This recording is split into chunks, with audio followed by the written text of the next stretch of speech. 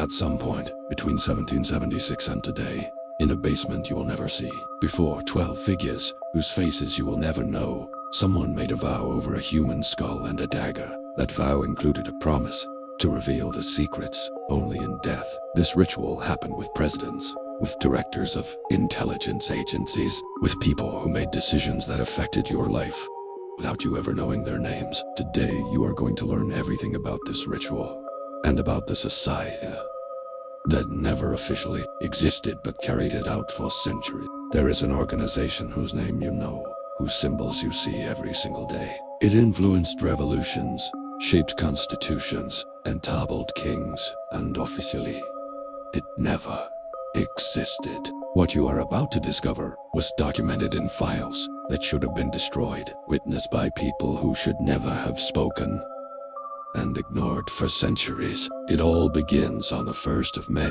1776, 8 weeks before the signing of the American Declaration of Independence. In English, Bavaria, Adam Weishaupt gathered 5 men and founded the Order of the Illuminati. Weishaupt was 28 years old. His goal, to infiltrate Europe's institutions of power with agents of Enlightenment thinking. The name was deliberate. Illuminati, the enlightened ones, those who've seen the light that others cannot yet perceive. In 5 years, the order grew from 5 to 2,000 members spread across all of Europe. Members included dukes, writers, artists, and possibly Mozart, who died under circumstances never fully explained. The structure was built in layers. Outer members never knew that a deeper layer existed beneath them. A member would obey, contribute, and never know that above him were 3 other levels of real power. This was not paranoia. It was deliberate social engineering, an architecture of information designed to survive any betrayal. Members used false names. Weishaupt was known only as Spartacus. Communication was conducted in a code invented by the order itself, one that only initiates could decipher. And when a member threatened to reveal secrets, he received a visit that never needed to be repeated. Now we reach the most disturbing heart of the Illuminati story, the initiation ritual. The initiation was not symbolic.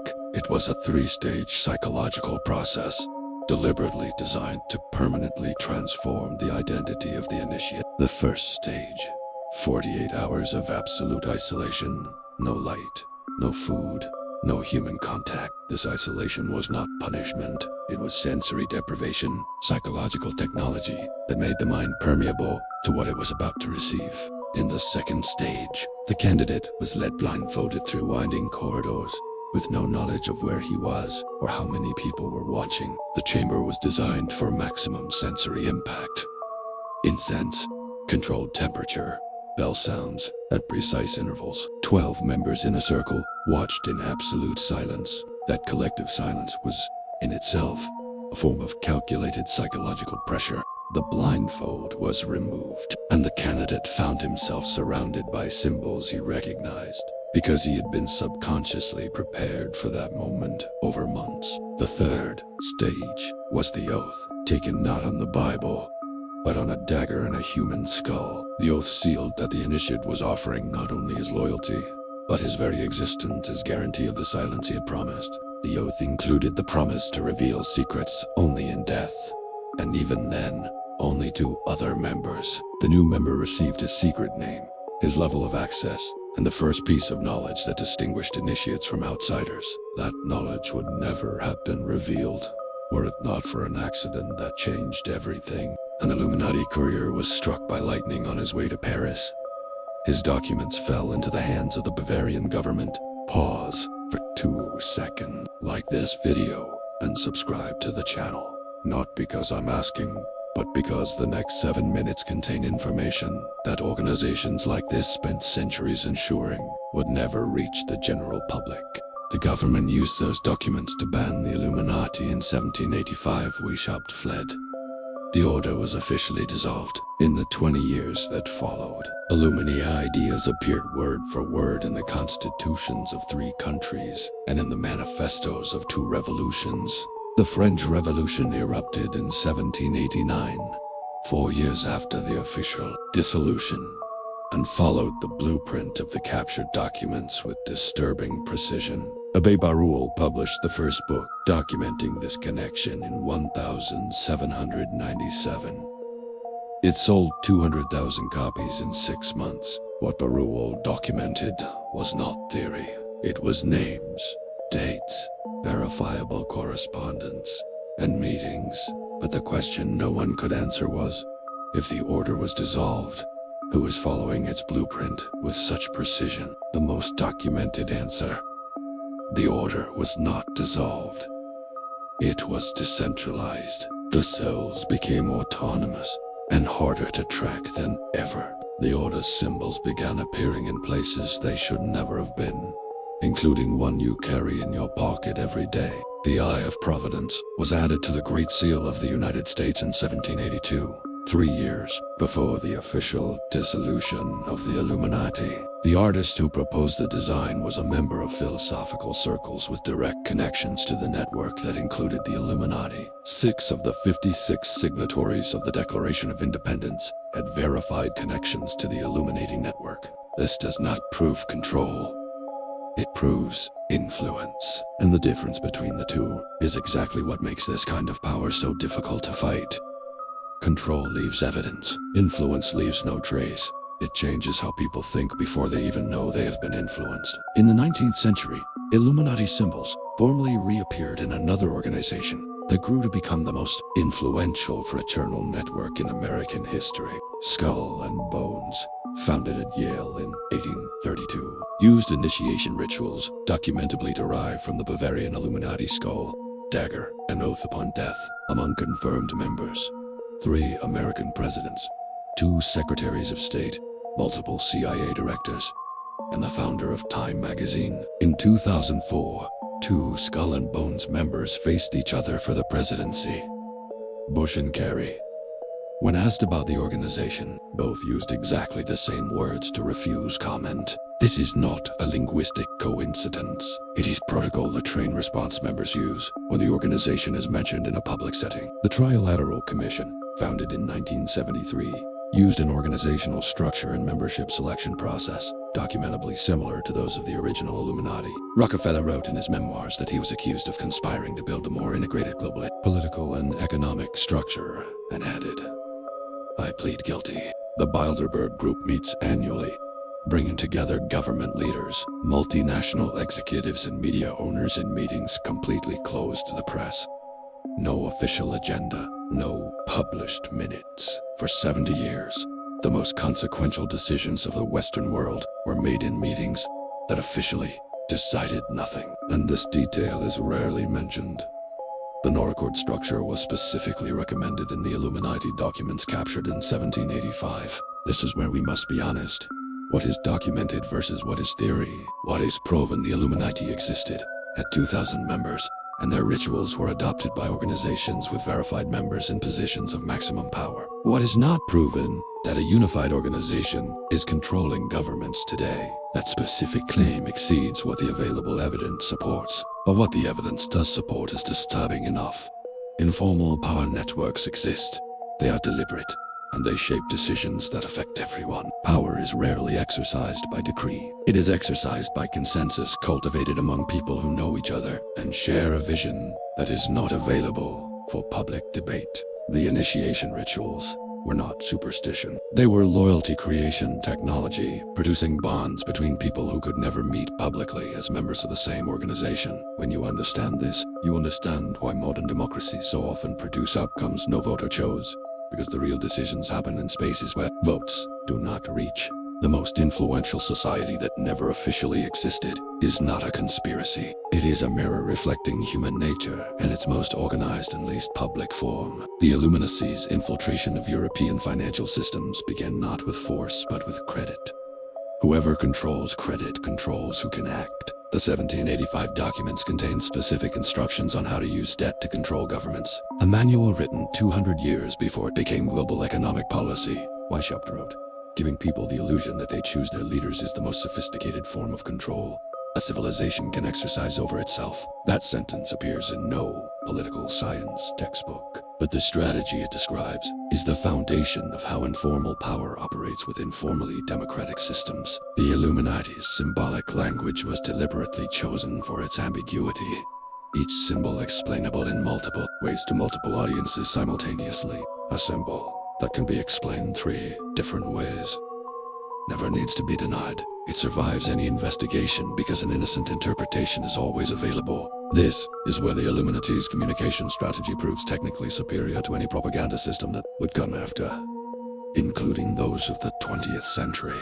In the 20th century, rituals adapted from the Illuminati appeared in the inauguration ceremonies of American presidents, not as declared affiliation, but as symbolic language transmitted across generations of initiates. The very layout of Washington, D.C. was planned by a documented Freemason with connections to the European network, and contains geometry that exactly replicates the diagrams found in the Illuminati documents. This is not theory.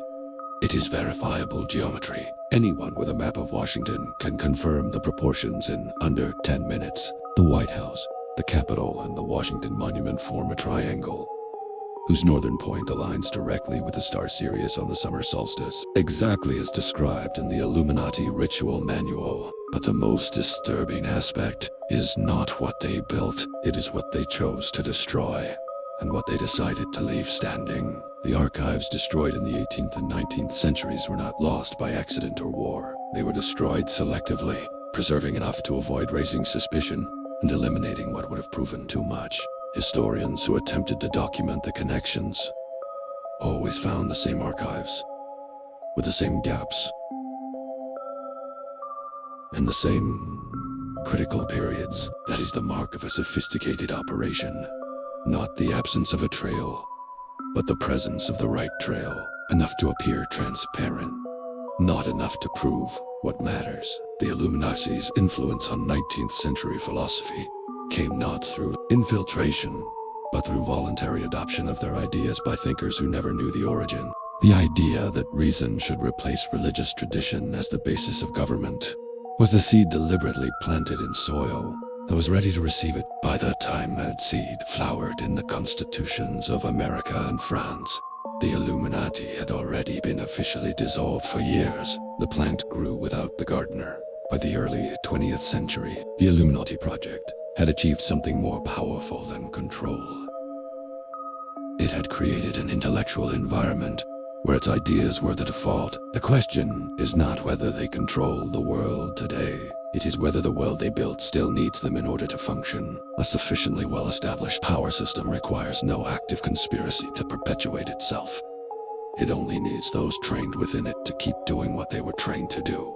This is what Weishaupt understood in 1776, that most political theorists still do not fully grasp. Institutions are more powerful than conspirators, because they survive the death of any individual. The initiation rituals were the mechanism of institutional transmission, ensuring that each new generation received not only knowledge, but shared identity and loyalty that transcended individual interest. The oath upon death was not melodrama.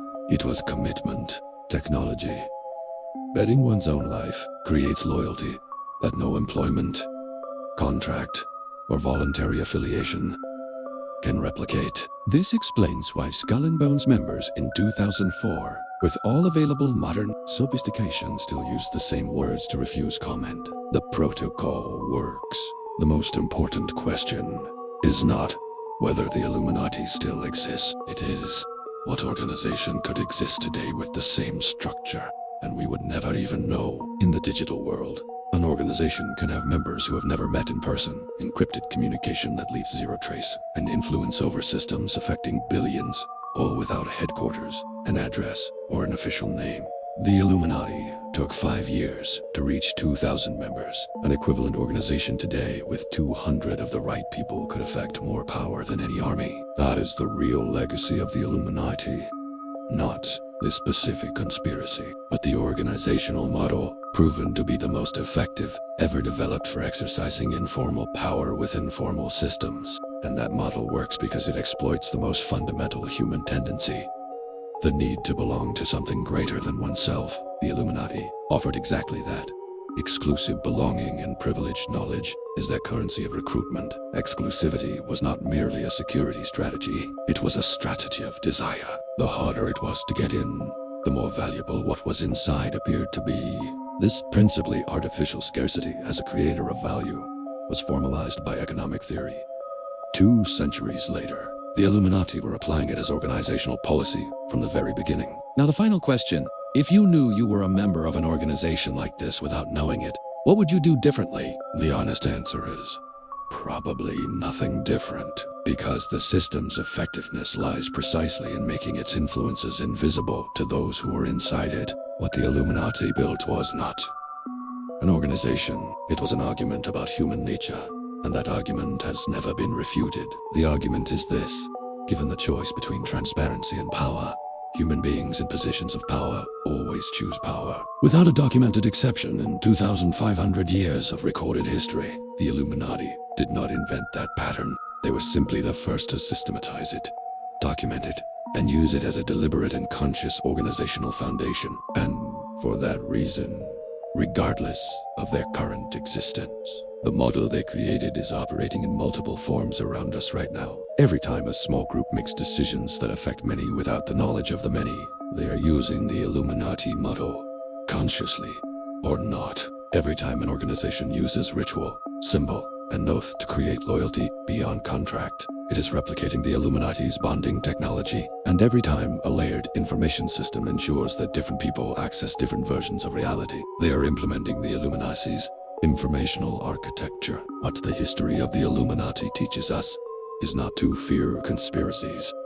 It is to recognize structures, and structures are visible to those who know what to look for. When you leave here, you will never again read a political statement without asking, who is not in that room? When you do not see minutes from an important meeting, ask why they do not exist. The absence of a record is never neutral.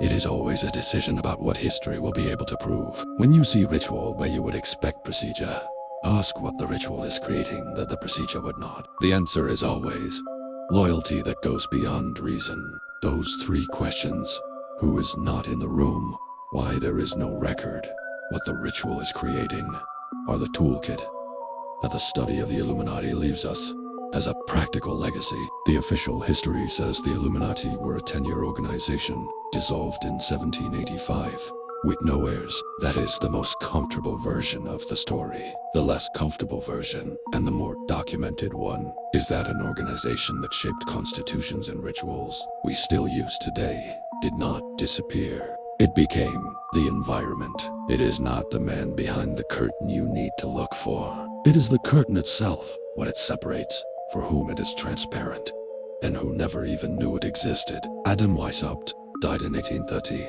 at the age of 82, having lived to witness the American Revolution, the French Revolution, and the dawn of the Industrial Age, all shaped by ideas he had said. In his last documented words, Weishaupt said, "Humanity is sleeping a sleep from which it may never awaken. My work was to create the dream it prefers to waking." Whether that quote is authentic or apocryphal, historians disagree, but the organization he created operated exactly as that phrase describes, for decades, and across multiple countries. What matters is not whether Weishaupt said exactly those words. What matters is that the strategy they describe is verifiable in the historical record. And this is the final revelation. The history of the Illuminati is disturbing, not because they were monsters, but because they were people. People with the same needs for belonging and legacy that all of us have, who found a particularly effective way to satisfy those needs while exercising power over others. The question you should leave here asking is not, do the Illuminati control the world? The question is, what organization similar to them am I participating in without knowing it? Because the answer to that question, if you have the courage to pursue it honestly, will change how you understand your own position within the systems that inhabit your life. The Illuminati left us a gift they never intended to leave: the map of how informal power works, documented in enough detail to be studied and understood. And the most honorable use of that map is to apply it not to find conspirators, but to build systems that are more transparent, more participatory, and more resistant to undeclared informal power. Power does not need to be secret to be invisible. It only needs to be so integrated into the environment that no one thinks to question it. The Illuminati understood that first, and the finest tribute we can pay to their sophistication is to refuse the comfort of invisibility and choose to see. Weishaupt believed that knowledge should belong to those capable of using it, but history proves that knowledge about power belongs to everyone, especially those whom power would prefer to keep uninformed. The most powerful initiation ritual does not happen in stone chambers by candlelight. It happens when someone decides they are going to understand how the world works and will not stop until they do. That ritual requires no oath, no dagger, and no stone chamber. It requires only the courage to ask, what is being decided without me, about me, by people I will never meet? The Illuminati would have loved to live in our time, where surveillance tools, encrypted communication, and algorithmic influence make their 18th century artisanal model look primitive. And they would have feared living in our time where any citizen with a smartphone and determination can document, connect, and share what once would have taken decades of investigative journalism to reveal. This is the tension of our era. We have never had more tools to see power, and power has never had more tools to make itself invisible. Understanding the history of the Illuminati is a political act, as much as an intellectual exercise, because what you do with what you learned here, whether you question, observe, and demand more transparency from the institutions that shape your life, that is what determines whether the story of the Illuminati was, in the end, a story of power or a story of awakening. The most influential society that never officially existed did not end in 1785. It transformed, and the transformation continues, in forms for which we still have no complete vocabulary. What you choose to do with this knowledge, that is the only power no secret organization can take from you, as long as you decide to exercise it. It is not the man behind the curtain that matters. It is your decision to raise your eyes and see. The story you just encountered does not end here. It continues in every institution you belong to, in every ritual you perform without questioning it. The flame that no system can extinguish as long as you decide to protect it. The next organizations that never officially existed are even closer to you than this one. Subscribe to the channel. Hit the bell, because the next story is already waiting for you.